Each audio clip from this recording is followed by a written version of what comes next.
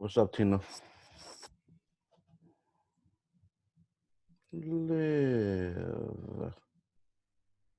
Hello.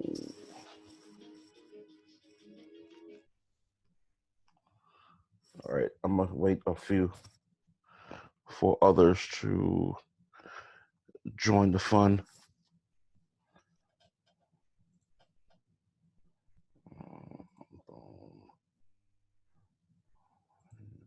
Yep. Victoria, Ashley, Jessica. What's up, ladies? Brandon's here.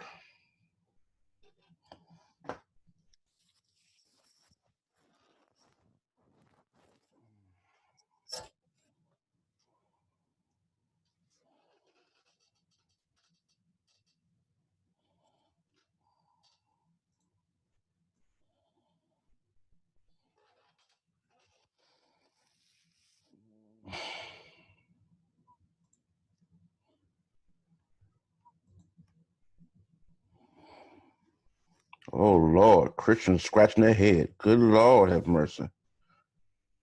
Good Lord. Marshall scratching her head. All right, here we go. We're gonna wait a couple more minutes. Something happened with the system.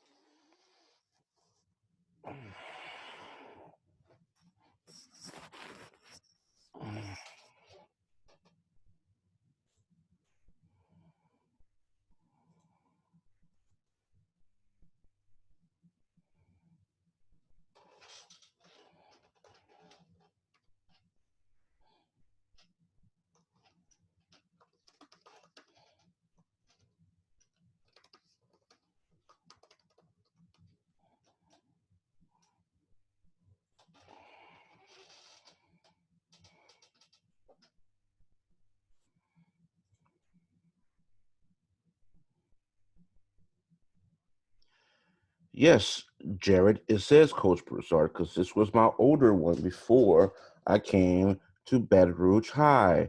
Thank you for pointing out the obvious, Jared. Jeez Louise.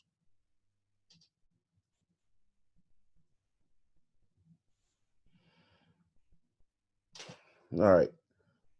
I'm gonna wait 2 more minutes because some people had some issues with the login, so did I. Apparently, it had some issues popping up.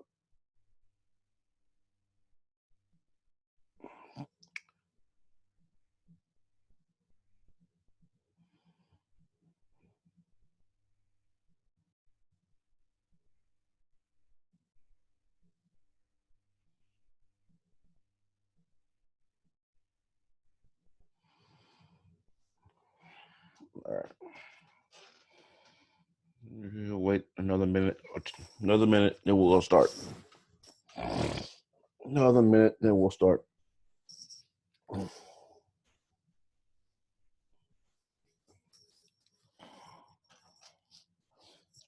Hey Christian, I have a question for you.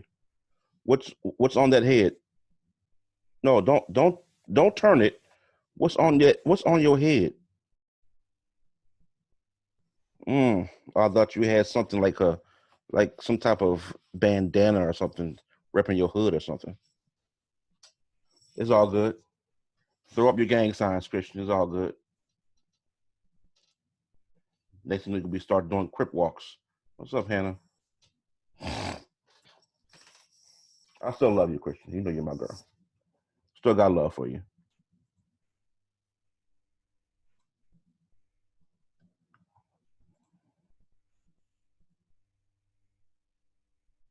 Eating turkey necks. Whatever, Hannah. Offer anybody anything anyway. Meanie. All right, let's do this bad boy. Um, let's do it. We'll talk about that later. All right. Aaron Fraser. All right. Good afternoon, everybody. Again, I start this off by saying, hope everybody is doing well. Everybody is blessed, um, and no problems or complications, family-wise or with you. Um, please let me know if y'all have any questions, comments, or concerns along the way. Um, you can unmute yourself and ask questions if you need, or just send a message to me. A couple key issues is going to happen. Um, for some of you who weren't here a couple days ago, um, I just found out that tonight I will hear from the CEO of College Board in regards of what's going to happen with the test, what's going to be on the test, how it's going to be administered, and the test dates, and when you can expect the emails coming from them. If I'm able to later on tonight, I do have a couple more calls I have with some individuals outside of Louisiana. Hopefully it's not too late. I will post that information for you instead of Friday. I'll post it for you tonight. All right. Again, it will talk about the dates for the test, how the test will be administered, what's possibly will be on the test, for not just government, but for all levels, for everything else as well. Um, and how many questions specifically will be on the AP test. So I'll have all that information for you ASAP, and we'll kind of go from there. All right. So with that in mind, let's get this party started right. All right. So civil liberties and civil rights. Now, we touched a little bit on civil liberties and civil rights on certain court cases. Specifically, we talked a bit about Brown versus Board of Education. We talked specifically about other areas as it pertains to this concept. Hold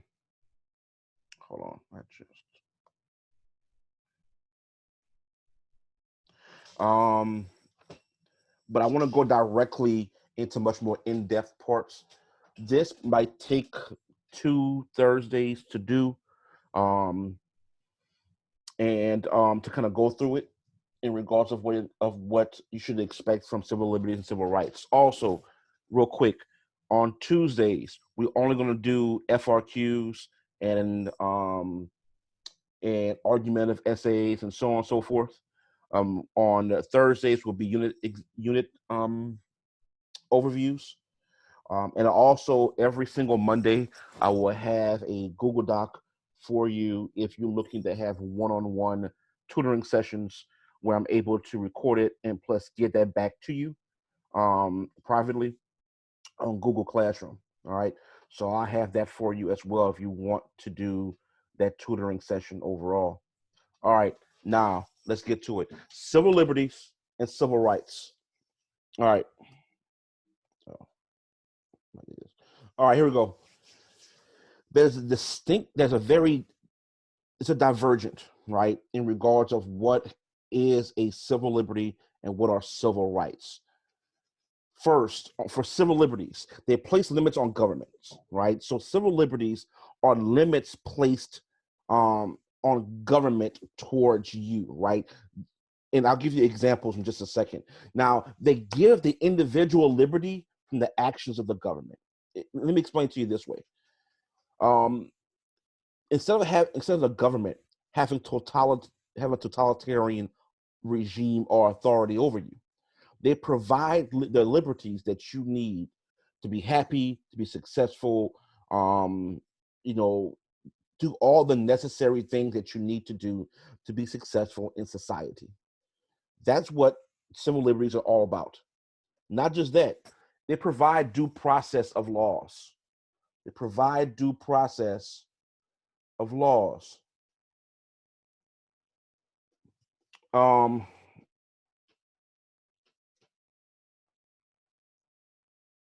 all right.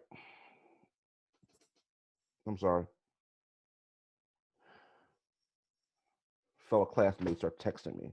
All right. So they provide due process of laws. In other words, what the government does is to ensure that your rights are not infringed upon, and that if anything ever happens to you, then the liberties that's placed upon you, you can exalt to the highest degree. In other words, for instance, if let's say Jared commits a crime, and yes, I'm using Jared as an example, you should be used to it. So Jared commits a crime, right? Then due process means he's able to ask for a lawyer, or for legal consultation, be able to stop in any type of interrogation based upon that concept, to have a jury, and I put this in quotations, of his peers, individuals that are diverse, and well-meaning on a particular trial. That's basically the concept of due process. And of course, it deals directly with the Bill of Rights. All right.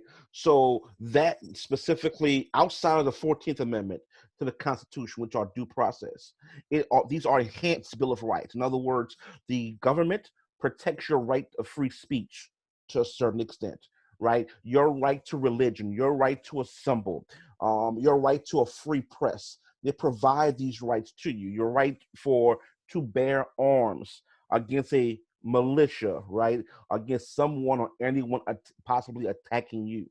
These are what these civil liberties are all about.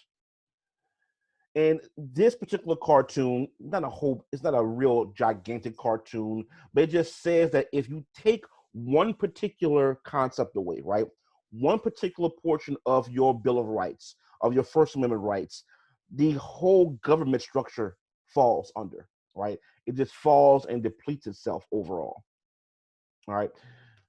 Now, when it comes to civil rights, these are deliberate actions taken by government to create equal conditions. Right. So, in other words, civil rights are basically the concept of allowing you as individuals to have the same or similar rights as your peers, right? Or as your peers do. The perspective of Brown versus Board of Education weren't just about civil liberties being upheld, they were also about civil rights being held to a higher standard, right? Being able to have young children of color having the same type of educational stature than their white counterparts do, whether it's on an elementary level or as on a graduate school level, still being able to be equal on all sides. Keep in mind that civil rights also provide equal protection in the minority, right? So any type of minority group itself or minorities itself to retain some type of equal protection. The same way, and I'm gonna be very general about this example, the same way that in the 50s and 60s, that police used to take care of white families and white homes, Black, Asian Americans, Hispanic Americans should get the same equal protection as minorities as the quote unquote majorities do overall. Also, the 14th Amendment also the civil rights. Now, if you notice on the left side for civil liberties, I talk about due process. Due process is also part of the 14th Amendment to the Constitution, right? So you have due process and you also have equal protection. So the 14th Amendment deals with both civil liberties and civil rights, right? It deals directly with civil liberties, dealing with due process, civil rights, equal protection, right? And one of the other cartoons that's out there was the concept of we all can't do it. In other words, all women, all nations of all religious backgrounds, of all colors, or creeds are able to do the exact same thing as their white counterparts. All right.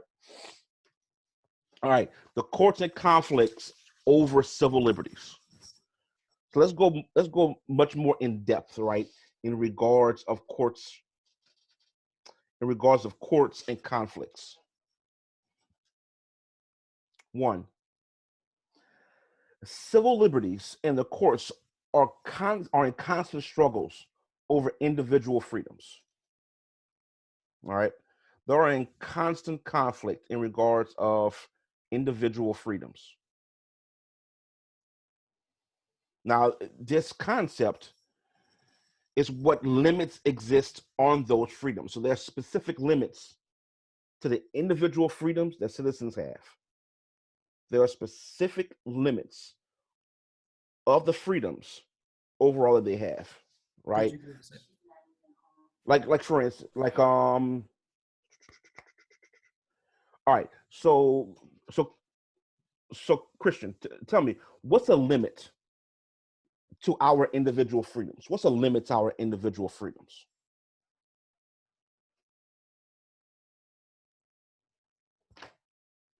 Ms. Marshall.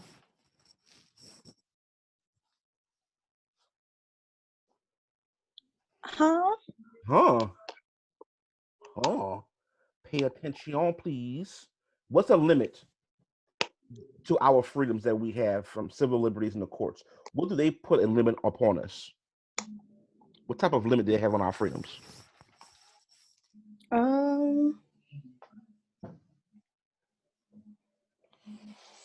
What are some things you just can't do that limits our individual freedoms?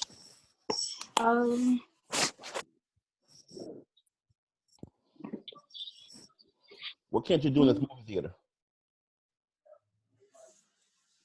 I don't know. Good Lord, woman. We spoke about this in class. What you cannot do in a movie theater. Be quiet, Hannah. All right. What can you do? What can't you do in a movie theater? Come on, people. You can't yell fire. Come on now. Come on, Christian. You should know this. You can't yell fire in a movie theater. Now, here's another question for you, Miss Marshall. Why? No, I don't want no more. Why?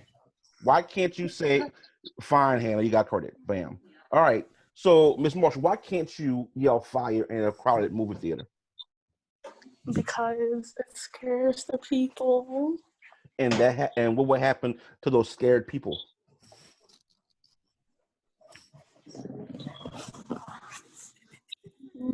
Come on. Crowded people, you yell fire, and people get all rambunctious. What happens next?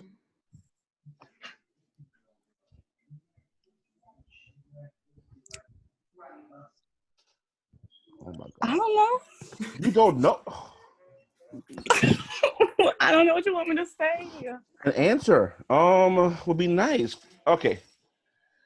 Oh, Lord Jesus. All right, here we go. Miss Marshall, if you yell bomb or even fire in a movie theater and you watching a premiere and a whole bunch of people are there, right? And you yell it, what do you think people are going to do? They'll freak out. Right. So besides freaking out, what are they going to do? How are they going to freak out? What are they going to do? What's the actions therefore? Are they going to still sit down and just scream? No. What are they going to do? No. They're going to leave out. They're going to call people. Right. So while they're getting up and running all around, what do you think some might happen to certain people? You're going to get hurt. Yeah, ding a ding ding. Lord have mercy, it's on my soul. I'm praying for you, babe. I'm gonna pray for you.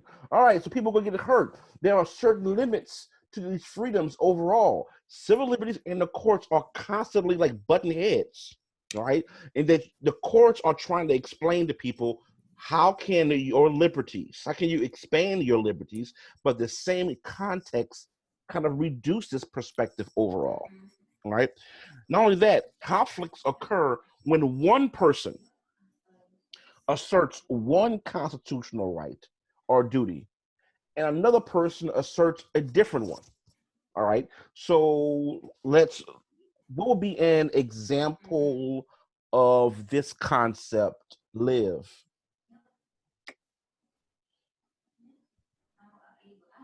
What would be a concept like this? How can we explain this one?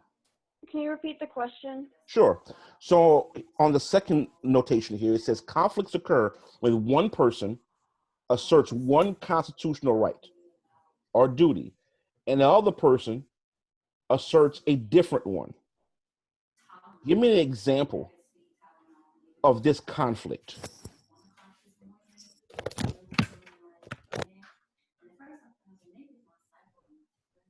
I don't know. I'm sorry. Okay, no problem. How about Leia? Can you provide me with an example?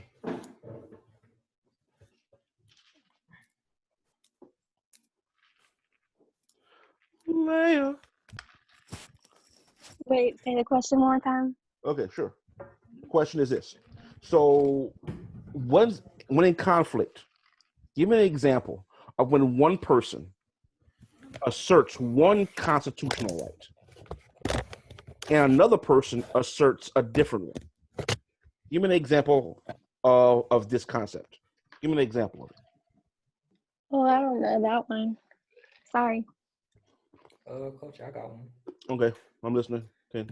So a prime example would be like one constitutional right would be the First Amendment, right? Let's say you have Okay. the freedom of expression. So let's say, Hey, what did I tell you about freedom of expression on Tuesday? to a certain extent. All right, go ahead. Yes, sir. What about that? Let's say someone wants to. Let's say there was a shooting right at somewhere, and somebody wanted to shoot a gun to represent the riot. Mm-hmm. Shooting the gun in the sky, that would bring the Second Amendment in. Right. Don't bring in two amendments. Your example is right, but you're bringing in two amendments. Think of it this way. Yes, sir. Let's do a real world one right now. Okay. Wait, repeat that. Please. I don't want you to bring in two parts of the Constitution. I just want you to tie in one. Let me give you a perfect example, everybody. Yes, sir. I remember I told you a little bit about the concept of Trayvon Martin. Yes, sir. I think you did. Okay. Hold on, Christina. Hold that thought for a second. All right. So the quick concept is this: Trayvon Martin was with his father at his father's home. He went to the grocery store or to the corner store to get some Skittles and iced tea. George Zimmerman followed him all the way to near his home because he never saw the kid before and looked at him as a threat because he had a hoodie on. He approached this person.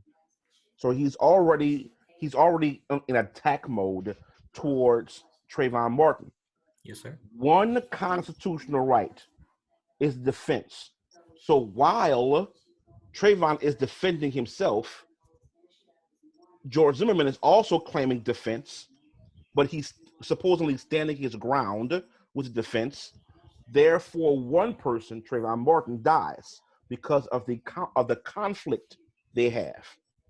So when one person asserts one constitutional right, which is defending themselves, and the other person is doing the same concept in opposition of it, therefore you actually have this conflict, which is why Southern states have stand your ground laws, while Northern states and Western states don't. When you have two constitutional rights in conflict, two individuals asserting one constitutional right and another asserting that same, you're going to have conflict. Yes, sir. Right? That's the same concept. You hear it all the time in the news, right? Where one person is talking to someone saying, MAGA. Then you have someone else coming over here and being loud in reverse of what that constitutional right happens to be. So you see a clash on a consistent and regular basis. So that's what I mean by the concept of conflict here, right? Now, hold on a second. All right. So for Christina, yes, clear and present danger rule is a prime example of it. The Espionage Act, not so much, but more so clear and present danger perspective, right? Now, should groups like the Westboro Baptist Church be able to protest at funerals against things like gay rights? So a situation occurred where in Westboro Baptist Church, group members protested the funeral there because several gay people, men and women, were killed, and they were in the church and they had the services, and certain people literally protested in front of the church stating that Westboro Baptist Church shouldn't have funerals for gay and lesbian individuals, right? So the question here, and I'll pose this question to, let's say, Victoria, right? Should groups like Westboro Baptist Church, the members of this church, protest at funerals against things like gay rights?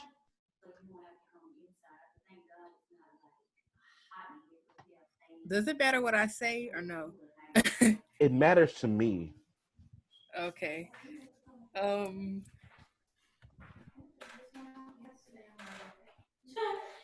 You could be honest. I like honesty.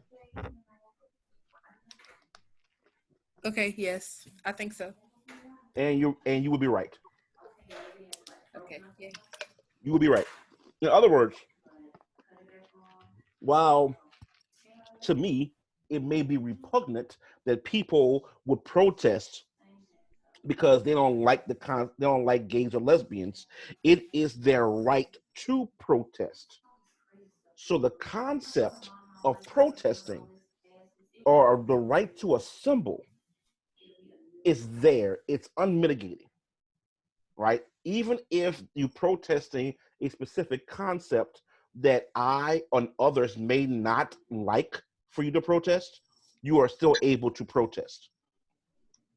Now, on top of that, this is one of the images of individuals that were actually protesting. Now, this is their actual sign, by the way, in front of the church, right? So while this may look repugnant and is repugnant, they still had a right to protest itself. So the courts will have to state that protesting in the concept of hate speech is wrong. And quite frankly, the Supreme Court have stated before, even hate speech is still protected under the First Amendment. Right? I have a question. Yes. Does it matter if the funeral was a private one? No, it doesn't matter. Good question, So you Harrison. can protest as a private funeral.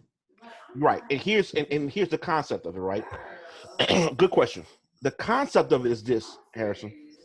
It's the fact that you would have to specifically you're able to protest even if it's private. Remember, the concept of a symbol is unmitigated.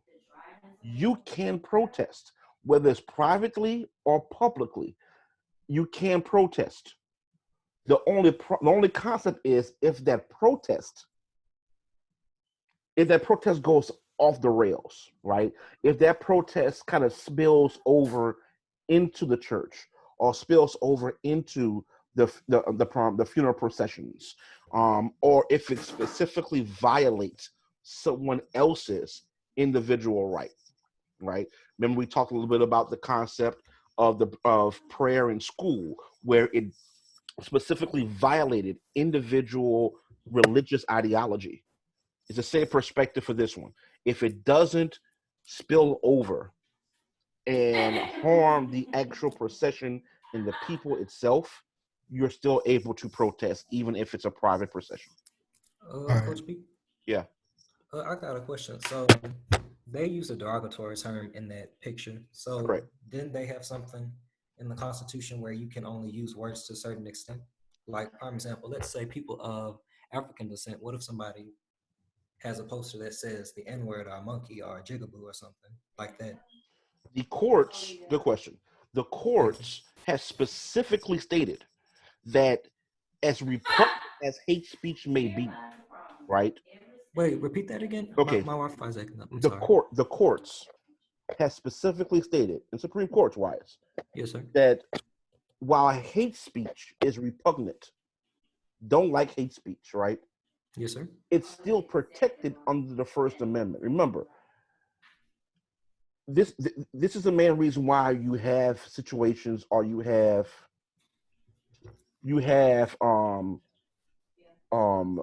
newspapers from the KKK and from these other organizations that detest the perspective of African Americans or Latinos or Asian Americans or so on and so forth.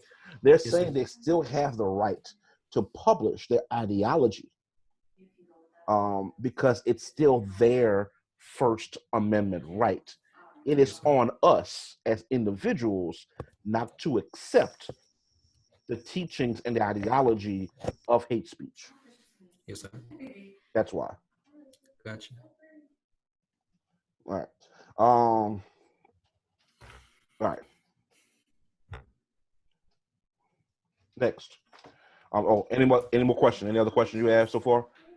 No, sir. Just make sure you kind of just come on in instead of just giving me a chat. Just kind of just go with it. All I right. have a question. Yeah, go ahead. So you can't be charged with hate speech? Correct. Let's go one step further, Brandon. Let's do this. Okay. So let's say there's a protest. Let's say there is an assembly, right? A protest, and this protest dealing with, let's say, the civil rights of minorities being violated by, let's do something easy, the police department. Do something real easy, right? If for any reason the white knights of the KKK, the neo-Nazi groups want to file a petition to assemble across the street from us, they can do so. They can talk about, white power and the progression of their race and so on and so forth, and calling black folks the N-word with the hard ER at the end, right? Which, by the way, happens quite a bit, to be quite frank with you. There's nothing that can stop them to do so. And it's the same concept if they do the same thing to Asian Americans or to Latin Americans. The Supreme Court states specifically that freedom of speech is just that. Now, here's the caveat. Brandon. If that hate speech, right, becomes violent, if that hate speech translate itself into physical altercation, then action can take place. That makes sense? Yeah. All right. Now, look, whether we like it or not, that's beside the point, right? But the concept of what the court says is that this is the issue itself, that speech is protected. You can't say certain things on a plane. You can't say certain things in front of the White House. You can't say things in a crowded movie theater. But that concept, you can state. Look, there's people back in the 90s when I was in high school. There were certain white folks that said the hard ER in front of certain people at a movie theater, and there's nothing more I would have loved to do than to ball up my fist and to put it through their face. But they still had the right to say so. I know if I did what I wanted to do, then police had a right to arrest me. See where I'm coming from? Yes, sir. That makes sense. All right. So, So- sorry, yeah, right. go If ahead. like the KKK movement across the street, like you said, if one person takes it too far, is everyone punished for it? Not everybody. That's an even better question. Not everybody is punished for it. What can happen is this: like what happened in I think, was it Virginia or no, North Carolina, was that while this idiot ran over people and killed this lady in Guys, protest, what happened was not everybody was arrested. Not everybody what was charged. Just that person who initiated the concept. Now, those who threw things at the individual in the car and hit and punched the car, they weren't arrested because it was the action by said person that caused a reaction. That was the difference. I guess that makes sense. So what happened to the person in the car? Because he could have got charged for manslaughter. He got charged for murder. He got charged for murder. I mean, if it's in a car, isn't that vehicular? It was vehicular homicide. Ah, that's why. It was vehicular homicide with an added concept of a hate crime. So because it's a hate crime, he is going to be in prison for the rest of his life, as opposed to the death penalty, which was on the table. Oof. Right. So, Yes, sir. Mr. Broussard, Yeah. is that reaction, is that under defense? I'll get to that answer real quick, Hannah. If it was about defense, from who? The people? What do you mean by defense? I'm sorry, you lost me on that one. Like when they throw stuff at the car, can't that be deemed as Yes. defense since he attacked them? No. The defense by the people who threw things at them. Yes, that was a defense. That's what they claimed it was a defense. Now, they never got arrested for it, right? They never got arrested for it. The individual who drove that Dodge Charger did get arrested.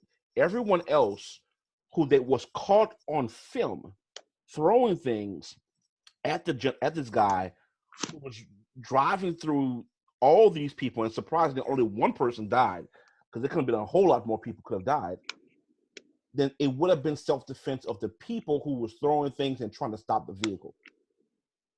And that's how they treated the case as such. Remember, the individual who drove the vehicle, started this process. He was already in a rage. He helped get if I'm not mistaken, he was one of the individuals who went with several other people to get the license to protest against Black Lives Matter and against these other concepts. However, he used his vehicle to go ahead and slay people with it. All right. For Hannah, the difference between murder and manslaughter. That's kind of like a criminal concept, but murder is the willful intention to kill someone, while manslaughter is the willful intention to harm. That's the difference. One is a purposeful action to kill. One is a purposeful action to harm. And that harm may have led to the death of said person. But that's a different aspect, but good question. Restricted liberty. All right, here we go. Conflicts or war have brought restrictions on people's liberties over our history. So we talked about this before in class, and that it's always been conflict, right? It's always been some type of conflict along those lines in regards to people's liberties over our history. The history of education, the history of African Americans getting rights. Matter of fact, the history of Asian Americans having their rights to be preserved. Korematsu versus U.S. is a prime example of this perspective, right? It's a perfect example of what happened. Ashmi, do you remember the concept what we talked about in class about Korematsu versus U.S.? What was that case about?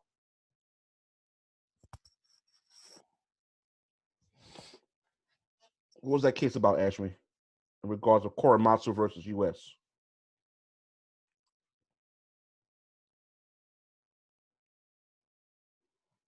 Ashmi, are you there? Okay. Anyone take this from me? Korematsu versus U.S. Korematsu versus U.S. Okay, Ashmi, that's fine. You might want to drop out and come back in, Ashmi, because I don't know why it's not doing that. Anybody, what's Korematsu versus U.S. in regards of liberty? Nobody? Good Lord, people. Jiminy Christmas. Korematsu was an Asian American individual who he and several 100,000 of Asian Americans were placed in camps or concentration camps, right? Because of World War II, specifically after Pearl Harbor was bombed. And his rights and the Asian American community in California rights were violated. So you have restrictions, but plus you also have these conflicts, right? When it comes to our liberties and our freedoms itself. This just so happens to be the concept of Asian American rights. Now, the Sedation Act of 1798. Now, I want to be clear about this. I do not expect this to be on the test because it's not a major act that we have discussed, nor will be on the test. However, it would bring light to any type of question dealing with civil liberties or civil rights. And you could put this in your essay. So the Sedition Act of 1798 was that it was sweeping language that made it illegal, among other actions, to write, print, utter, or publish anything that's false, scandalous, and malicious writing with the intent or the purposeful concept to defame the government, right? It is the purposeful concept to defame and to harm the government. So here's my question to you. Here's my question. Anybody can pop in and answer this question. Why wasn't this act part of the decision dealing with information and letters and pamphlets about World War One? Like, why wasn't this part of decision making in regards to the court case concerning World War One? I think because anybody would believe anything to everything they would hear because of that war, because of times of crisis. That's part of it, yeah. Thank you. Right, that's part of it, and right because of the espionage, right. So Hannah that's also the right as well. Look, keep in mind about the Espionage Act itself. It was a purposeful act. Plus, the Espionage Act had a much greater amount of prison time on a federal level, as opposed to the Sedation Act of 1798. In other words, the Espionage Act had a higher and a longer time frame to go to federal prison than the Sedation Act. It was basically a federal crime, as opposed to the Sedation Act, which could be both a U.S. and a federal crime. So they wanted to pose a larger and harsher sentence using the Espionage Act. On top of that, the Espionage Act, Sedation Act of 1917 to 18. So now the Sedation Act of that time was upheld, but also moved up into the Espionage Act. In other words, it was strengthened, right? Restricted the activities of foreign residents in the country and limited freedom of speech and of the press. So in other words, you couldn't talk bad about the government during times of what?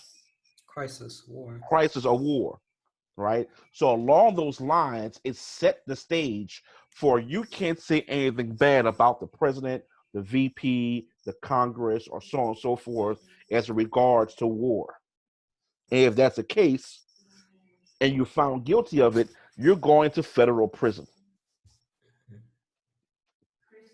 The Smith. So Yeah, go I have ahead. a question. Yeah. How long will you be in federal prison for that? I think the minimum amount for Espionage Act is a good, I want to say 15 to 20.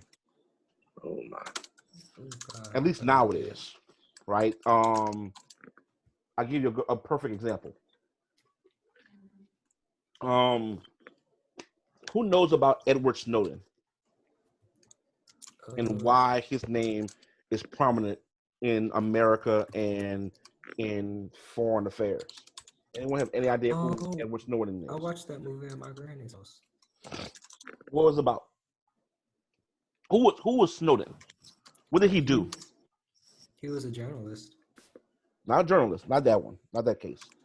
Oh, Edward Snowden was an individual who worked in the CIA as a contractor, and he saw what the United States are able to do, like using drones to kill individuals who they may not know who they actually killed.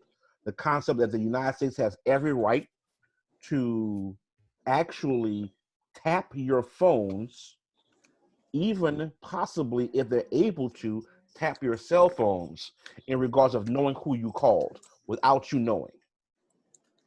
And he sent that information to several different groups of individuals to distribute accordingly, right? And that's the case, then if he ever brought back to the United States, he would be charged with espionage, and that was more than likely sentence him to no less than about a good 20 years, if not his entire life, in federal prison. Right? Only because of that. Right? So you're looking about a good, at least now, because of America, because of the heightened situation with ISIL and Al Qaeda and so on and so forth, you're probably looking about a good minimum 20 years in Fed prison. The Smith Act of 1940. Think about McCarthy, right? McCarthy was a little crazy, but in this particular case itself, it only deals directly with internal security, right? Making sure that everything is kind of buttoned up in society, and if not, then it harms civil liberties. If information is sent out to the American people that shouldn't be sent out, it harms the individual liberties because other countries can invade us or try to invade us and harm us individually. All right, Bill of Rights. I'm not gonna go over this a whole lot more. Bill of Rights, the first 10 amendments to the Constitution. I'm letting you know now, right now. You better know the Bill of Rights. Know the Bill of Rights. Know it. All right, know it. We know what the First Amendment is. We know the Second Amendment. We should know all the amendments to the Constitution regarding the Bill of Rights. If you don't, you better know. All right, we're gonna go over this in great detail. All right, we're gonna go over this in great detail. But real quick, let's kind of discuss a little bit, right? What are these 10 amendments, the Bill of Rights, right? Let's go over them real quick. Let's do Ms. Marshall. You know what? Let's do this. Let's go backwards. All right, Christian. The Third Amendment to the Constitution is what?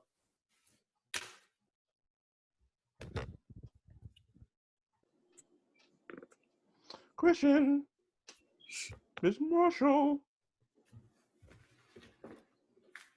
Miss Marshall. Christian. Amendment 3. I know she hear me. I know she hears me.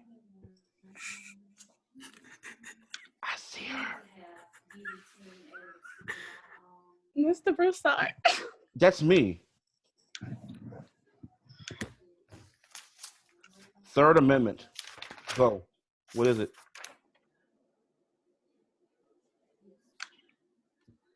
That should be an easy one. We don't use it anymore. Huh? We don't use this amendment anymore. I remember. Christian, is the struggle real right now? It is. It is? Yeah, I don't remember anything. Oh my God, that's a personal no. That's That's a bad situation right now, Christian. You better know something. Like right now, you better know it. I'm coming back to you. I promise you I'm coming back to you. No. Oh yes. You were unable to answer any questions so far. I'm coming back to you. Oh, I'm coming back to you. A lot. Oh my goodness. I know, huh? I know. It's so good. All right. Harrison, Amendment 3. No soldiers can be quartered at your house. Correctamundo. Christian, you heard that? Okay, Christian. Amendment number 4. Mr. Broussard, please stop calling on me. I'm calling on you because I care about you. Okay. But Okay. care about the other ones. But I care about you right now. I'm not even taking an AP test. Doesn't matter.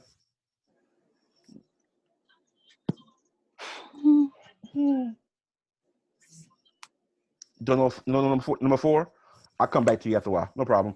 Ashmi, what's number 4?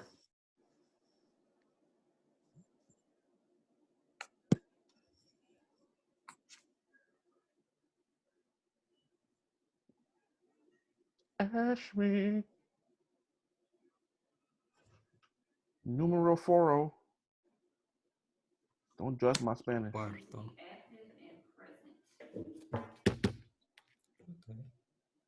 I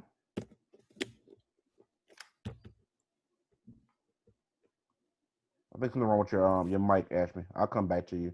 Leia, number 4.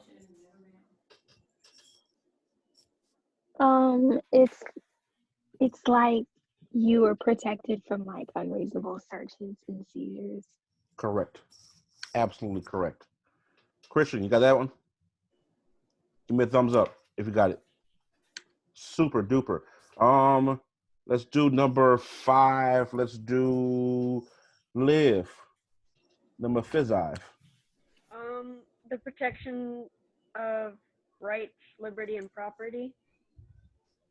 Yeah, but keep on going. What's the main thing about the 5th Amendment? Oh, it's the one with where you can't go to court for the same thing twice. Okay. What else? There's one more thing.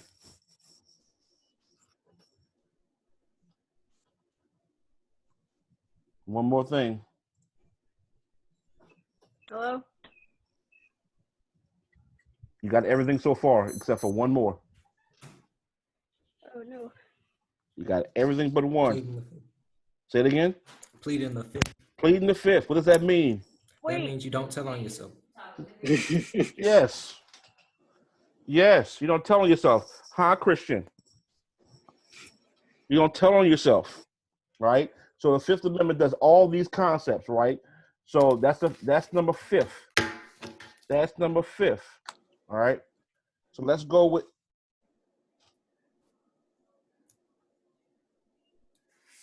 Uh-oh.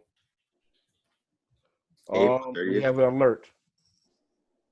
A new alert came from the governor. Spaghetti-O. A stay-at-home order. So guess what? We are one step away from martial law, people. It's not like I go outside anyway, so that's fine. One step away from martial law. How fun. All right. Let's do this. Let's finish this off. Number 6. Let's do number 6. How about all right. Let's do Brandon, 6. Isn't it like you have the right to a speedy trial? Yeah. In criminal cases. Exactly. In criminal cases. Love it. Absolutely right. Hey, Jared. What about number 7?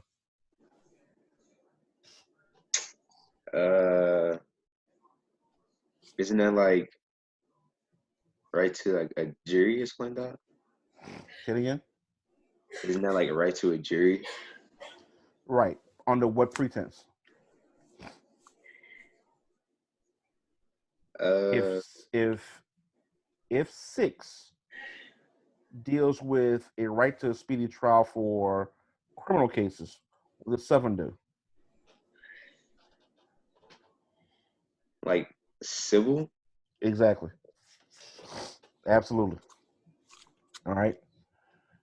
Let's go with for number 8.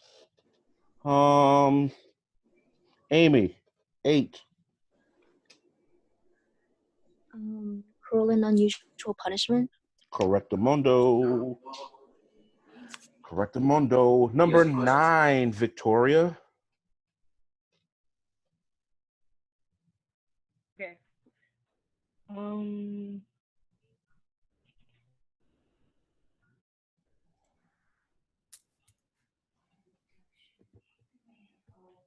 I don't know.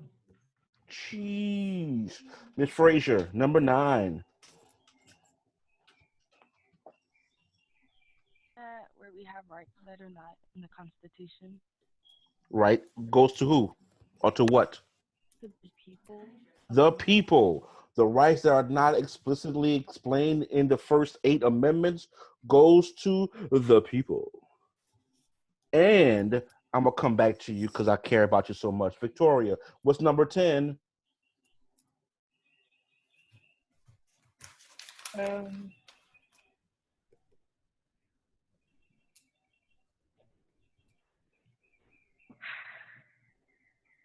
Think of number 9, but go further.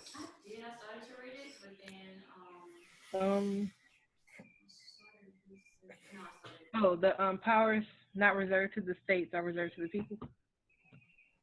Take the people out. The people went to number 9. It's just the states for number 10. Okay. Exactly.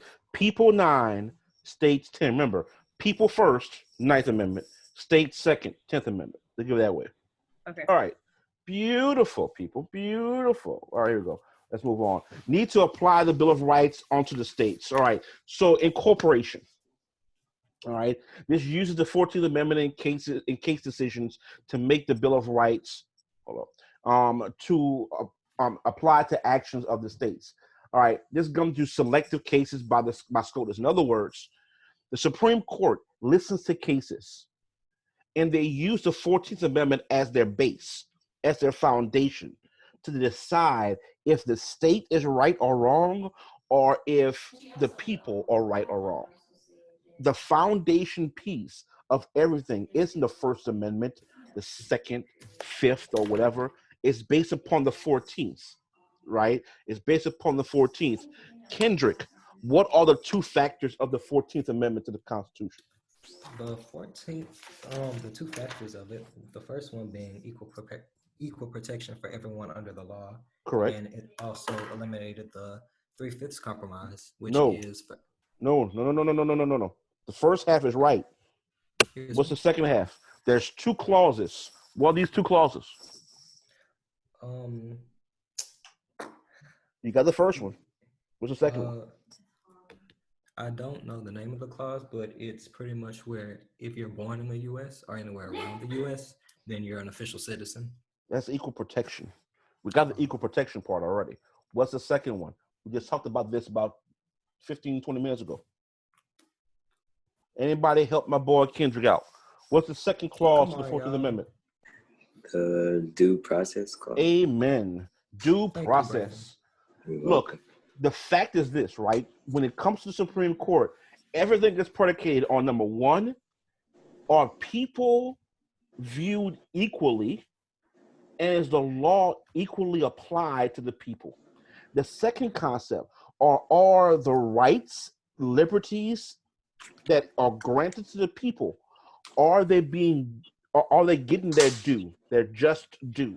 Now, how we view justice is different, but those 2 factors are the primary source of what brings up the Supreme Court and how they deal with things. So they incorporate everything based on the 14th Amendment. Now, on top of that, we will look at certain Supreme Court cases. I think a couple of these are on your SCOTUS sheets. Barron versus Baltimore in 1833 with a Supreme Court decision holding that Bill of Rights restrained on only the national government, not the states' rights. In 1833, Supreme Court stated on decisions holding that the Bill of Rights restrained only the national government. So the BOR only restrains the national government, right? Okay, Amy. So that's what Barron versus Baltimore did. In other words, Supreme Court said, look, the state of Maryland and the city of Baltimore. The Bill of Rights doesn't restrict you overall. It may restrict the national government, right? Because the states can do a whole lot more in regards of of laws, such as speed limit, right? School zone concepts, not on a federal level. All right. Also, pardon me. We talk about Gitlow versus New York. Now, this is definitely on one of your supplemental court cases. In 25, Supreme Court decision holding that freedoms of the press and speech are fundamental personal rights and liberties protected by due process. Right? In other words, if you work at a newspaper or you want to do a blog, or you want to write about something or so on and so forth, the Supreme Court says you have that right to say what you feel without any restrictions. Right? You have that right to do just that. Also, what is the 14th Amendment? It's a two-part answer. We talked about this a second ago. Due process and equal protection. All right. I'm letting you all know right now. 14th Amendment, next to the first 10 amendments, should be ingrained in your head. It should be ingrained in you. When you look at a SCOTUS question, which we will do on Tuesday in regards of FRQs, argumentative essays, and conceptualization. The 14th Amendment is the centerpiece of Supreme Court cases. So that should be in your forefront of your mind every time you see a court case dealing at all. 14th Amendment. Either it's going to be about due process or it's going to be about equal protection. Right? Here's a prime example. Let's do Miss. So all of them have to do with the 14th Amendment? In one way or the other. Let's do this, Miss Salazar. Let's do this. Brown versus Board of Education. That's an easy one. It deals with what? Due process or equal protection? Equal protection. Exactly. Brandon, when it comes to let's do Wisconsin versus Yoder. Is this due process or equal protection? Due process. It actually deals with, yes, due process. Remember, the concept of due process is making sure these individuals, at least those individuals, right, the Amish, receive their due process and understand of allowing them to teach their children outside of 8th grade because of their particular stance itself. How about Amy? When we think of it now, Marbury versus Madison, is this a due process situation or equal protection? Equal protection. How? Because there wasn't enough representation for minorities. No, not. I mean Marbury versus Madison. Marbury versus Madison. Even though the 14th Amendment wasn't prevalent at that time, let's use the 14th Amendment as a foundation. Under Marbury versus Madison, will we consider this a due process case or equal protection case? I don't know. It's actually a due process, right? Remember, when it comes to Marbury was due to have a job as a judge, right? He was denied that by the government. So due process is what we're looking at here. That's fine, there's no problem. Remember, all these court cases or anything of that nature, even if the 14th Amendment was not prevalent at that time, you can always link it back to either due process or equal protection. All right? Any questions about that? All right. All right. Amendment 1. Okay. Yeah, whoever it is, make sure you're muted because I hear noise in the background. All right. Bill of Rights, Amendment 1. We're going to try to breeze through these amendments as quickly as possible. So let's make this happen. All right. First and foremost, on the First Amendment, rights include the expression. Remember, you talked about this before, Kendrick. It's the overall concept and theme is the expression part. Speech, press, assemble peacefully, as well as petition. You also the concept of religion. The religion deals with the Establishment Clause and the Free Exercise Clause. We talked about this before. However, we're going to talk more about this later on, specifically on Tuesday, when we get into a couple of the FRQs that happened previously.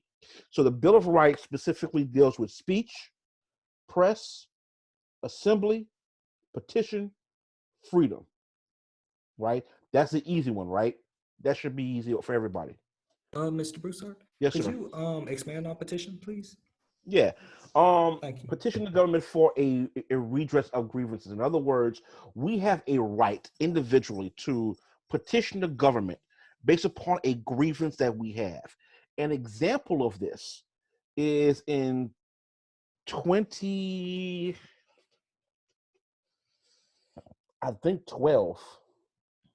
Yes, 2012. The people of Wisconsin filled out a petition to readdress the election for governor based upon the negative reaction that people were having with the then governor Scott Walker. So they had a petition of I want to say 500,000 people, and they petitioned them to have a redress of the election, and they did that. Ironically, Scott Walker won again, but the petition went through because the people wanted a redress of the election. So we as individuals have a right to petition to make this happen. A better example that's right in our backyard, the petition of government for the city of St. George. That was a petition. Now St. George is an actual entity. Well, will be an entity sooner rather than later. So petition is like a proposal, pretty much. Is that pretty much? Gotcha. Pretty much. All right. All right. The freedom of religion perspective. The Free Exercise Clause. Free Exercise Clause, a First Amendment provision that prohibits the government from interfering with the practice of religion. A prime example of the Free Exercise Clause is the Yoder versus Wisconsin deal, where the government is interfering with the practice of religion base overall. Not just that, you have other cases that specifically deal with the Free Exercise Clause, right? We talked about this before in class. Christina, what is another example of a Free Exercise Clause, a Supreme Court case that deals with Free Exercise Clause? I'm not completely sure. Let me think. I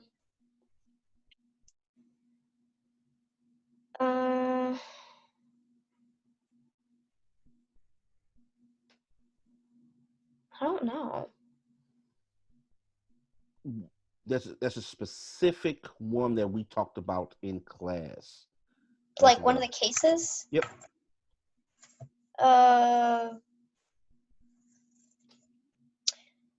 What was his name? Which one deals with prayer in school? Oh, shoot, I forgot what it was called. But it was about the children that they were forced to like pray in school. So they were they wanted to like quote unquote protest because they were being forced to like pray. Right. Right. So, hold on. Yes. So that's one of them, right? So not only yes, Engel versus Vitale, correct. So Engel versus Vitale is what you're looking at. So you have Engel versus Vitale, you have Wisconsin versus Yoder, right? That deals with the free exercise clause. Now the Religious Restoration Act is basically another act that enhanced the free exercise clause. All right. Yes. We Now, use go ahead.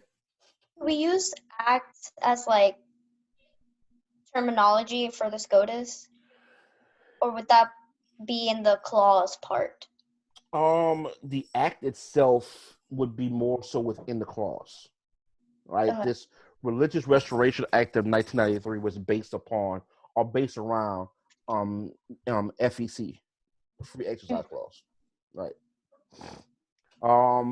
So we have two cases that deals with the free exercise clause, right? Engel versus Vitale, and you also have Wisconsin versus Yoder.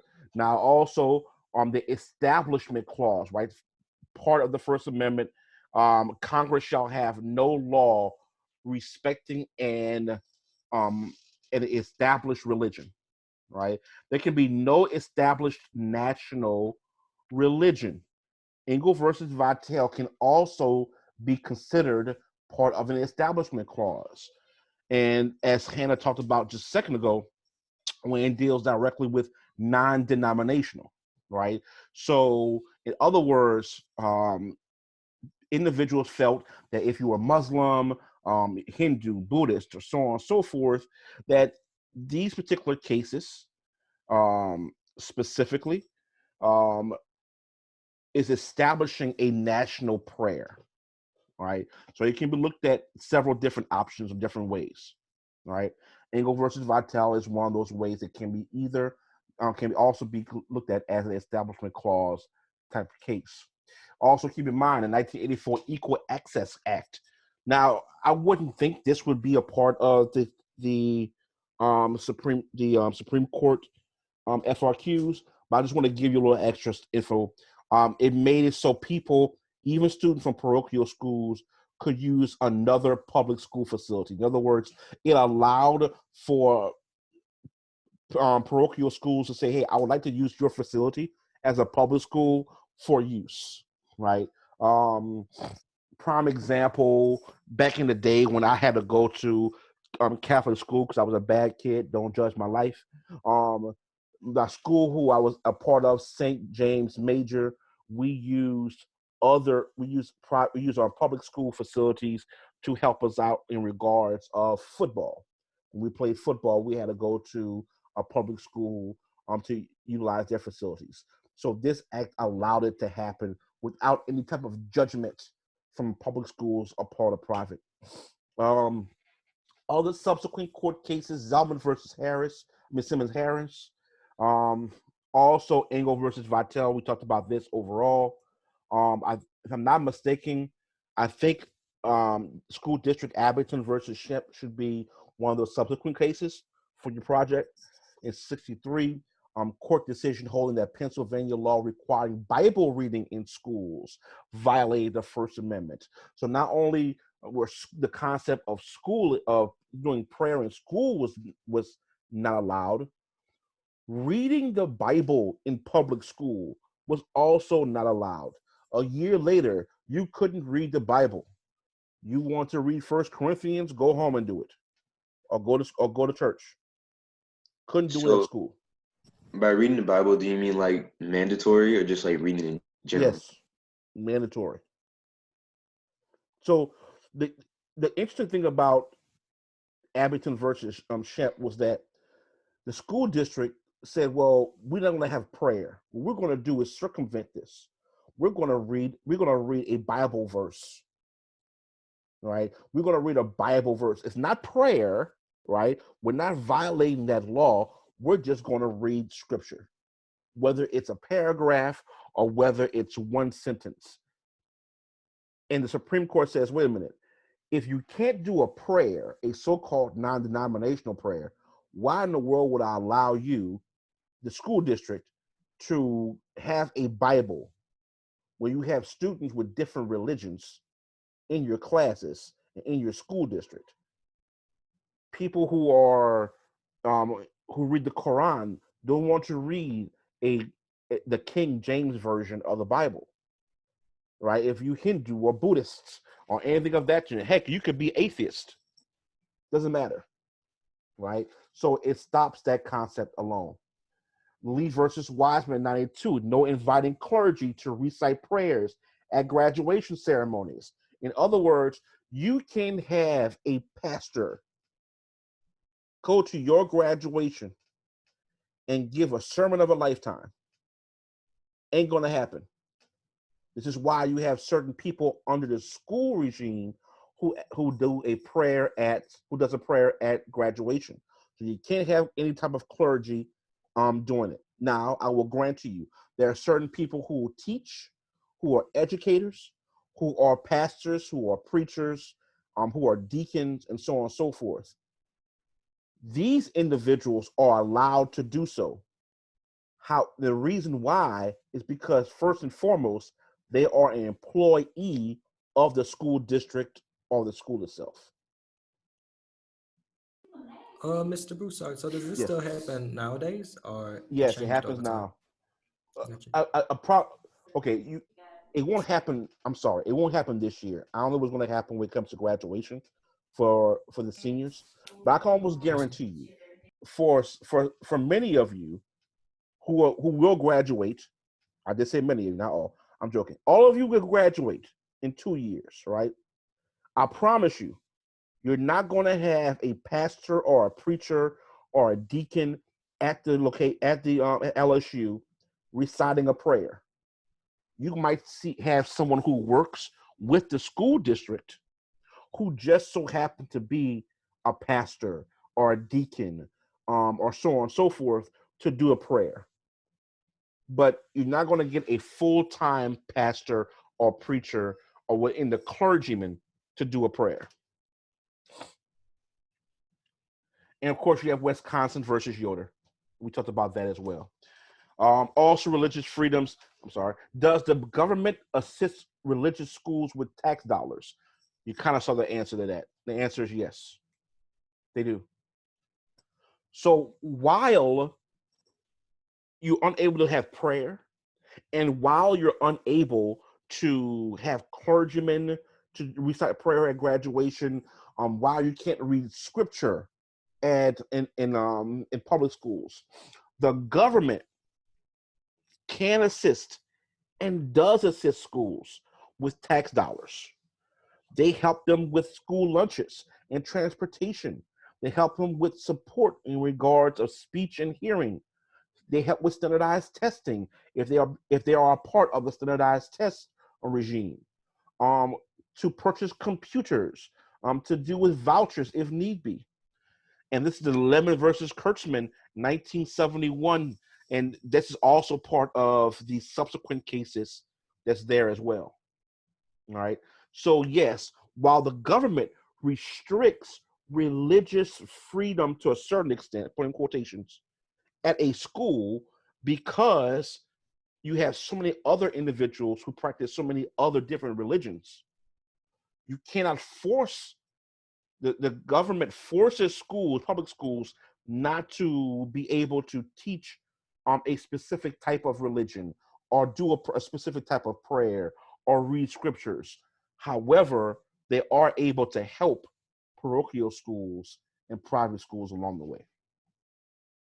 Coach, I got a question. Well, not a question, but like a statement. Yeah. I'm listening. Sorry. So with the thing, pretty much it's like I do this for you, you do this for me. Like the government is paying for the schools, so you have to follow this specific religion, allegedly, like that. No. The government tells you got to follow these guidelines. Yes, for you that's to right. receive funding, but to stop practicing a specific religion. Remember, you're a parochial school. Look, Park Day is a Baptist school. They're going to learn about Baptist ideology. Yes, Let's go. I know it's a bad example. On a college level, Dillard University is a Methodist university, and they're going to preach and utilize Methodist ideology.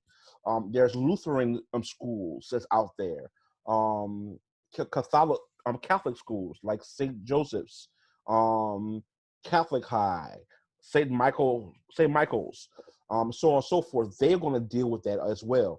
They have to follow federal government guidelines to obtain the funds they need in regards of school lunch vouchers, or of reduced school lunch, the perspective of standardized testing and transportation and computers, so they are up to date. Because remember, if they don't, tuition gets sky high, right? A prime example of this is like Runnels, right? Runnels School, where they are dismissing high school. They're not going to have high school because, number one, tuition is too high because they're not able to get the funding they need from the federal government for reduction of tuition, as well as reduction of school lunch, better transportation, computer resources, things of that nature. yes, sir. All right, y'all. It is. Oh, any other questions? Because you got 2 more minutes left. Oh no, sir, I'm straight. All right, everybody. Look, go ahead, Brian. That's not me. I'm sorry, Jared. My fault. Also not me. The context on the chart. What does that mean again? What you mean context on the chart? Oh, Like, I'm sorry. Let's go to chart. My bad. Okay, so the context is basically the environment. In other words, let's take Brown versus Board of Education, for instance. What was the environment like in regards of America, of society? What were the tensions high, and it pertains to equal education for all people, or they weren't very high at all, right? As an example, in regards of Wisconsin versus Yoder, was the environment around religious freedoms high at this time or not so high, right? Taking the temperature, if you will, of the American people during the time of those cases that came out. That sounds about right. Okay. Thank you very much. No doubt. All right, everybody. Again, we'll stop here. We're gonna finish this all. We'll do quite a bit of it next week. Just so everyone understands this, I want to be very clear about this concept. Tonight, I will have my conference call, and along those lines, I'm going to let you all know what's going to happen when it comes to the AP test. All right. I'm gonna try to do it tonight. I have a lot of calls I have to make, but I'll go ahead and make that happen for you all. Please make sure that you pay attention to your Google Classroom. I'll do everything I can to make sure that you know everything that happened on the call tonight. That is the 2 test dates, when you're going to receive the emails about which date you're going to choose, the day we're going to have a specific cram session, 1 day, a couple of hours, and we're going to know everything that we need to know about the test in one large cram session to prepare for the day you're going to take the test itself. Also, what's going to be on the test and what you can expect from the test as well. All right. Also, when you're going to get your results, because that's also going to be important, because there hopefully won't be a delay in getting your results, but all that's going to be discussed, I'll have all those answers for you. Yes, sir. All right. Sounds like a plan to me. All right, guys and ladies, y'all have a fantastic day. I'll make sure I put this on Google Classroom and on my YouTube page as well. And let me know what day are we going to test? Say what? What day is the test? I won't know until tonight. There will be 2 nights. There will be 2 days for you to take the test. I'm going to give both days to you, as well as when you're going to receive the emails to choose the date that you want. All right. Remember, if you choose the first date, the second date, the test is going to be different. That's the one thing I definitely know. All right. So just prepare for that. All right. But we're gonna make sure that you have everything that you need to be successful along those way. All right. Also, you still need tutoring. Please fill out the form. I had no one so far that I received the Google Doc from in regards of one-on-one tutoring if you need it. If you still do, please fill it out for me so I can get it and schedule it for you. Kendra, did you do that? Because I didn't get an email from you. Yes, sir, I did because it was on the Google Forms thing, right? Yeah. So just email me. Yes, sir. I think I Send can me do send that. me an email. Yes, sir. I will. I'm gonna ask my mom to do that tonight All right, that's when she fine. gets back home. That's And cool. one quick question. So we have a test and an exam? What you mean a test and exam? Because you Same said thing. test, sir. It's the same thing. A test and exam is the same. I thought we had like a online test or something and an exam. No, your AP test will be at least 2 FRQ/essays. Yes, sir. It might be 3. I don't know yet. I won't know till tonight. Mm-hmm. But that's it. There's no multiple choice. Just FRQ, argumentative, type of essays and FRQs. It should be easy. Yes, sir. Don't say that. Okay. I'll think it. I'll do everything I can to make sure that y'all at least get a 4, not a 3, but a 4 on this bad boy. Yes, sir. I appreciate that. No doubt. All right, you all. All right, Any other y'all have a blessed questions? one. No, y'all have any other questions? Please email me, or send me a private message on Google Classroom. I will answer it ASAP. Again, y'all stay safe. And remember, there is now a stay-at-home order that the governor just announced. So please be careful. If you have to go out, please just be safe. And I'll talk to you all next week, or if not, later this week, in regards of tutoring. Y'all be good. Y'all be safe. Bye, y'all. See y'all Bye, Tuesday. Mr. Broussard. Later, y'all. Y'all have a Bye. good one.